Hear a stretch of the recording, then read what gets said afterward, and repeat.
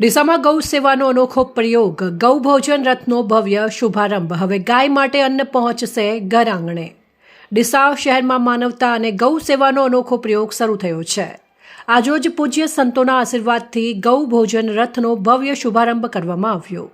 ગૌધામ પથમેળા પ્રેરિત ગૌ સેવા સમિતિ બનાસકાંઠા દ્વારા ગાયો માટે અન્ન એકત્રિત કરવાનો ભાગીરથ પ્રયાસ હાથ ધરાયો છે।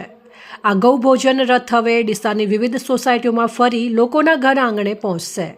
લોકો પોતાના ઘરમાંથી અન્ન, રોટલી, શાક, લીલા શાકભાજી, ગોળ અને ફળ જેવી વસ્તુઓ આ રથમાં આપી શકશે। એકત્રિત થયેલું આ અન્ન ગૌશાળામાં પહોંચાડવામાં આવશે અને ગૌ માતાને ખવડાવવામાં આવશે।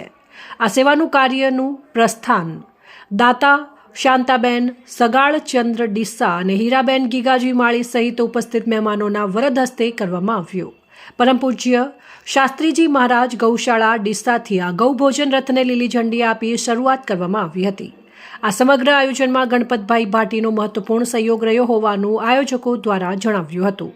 ગૌ માતાની સેવા માટે સમાજ એકજૂટ થઈ રહ્યો છે તેનો આ જીવતો દાખલો બની રહ્યો છે। જોતા રહો સેન્ટ્રલ ભારત ન્યૂઝ બ્યુરો।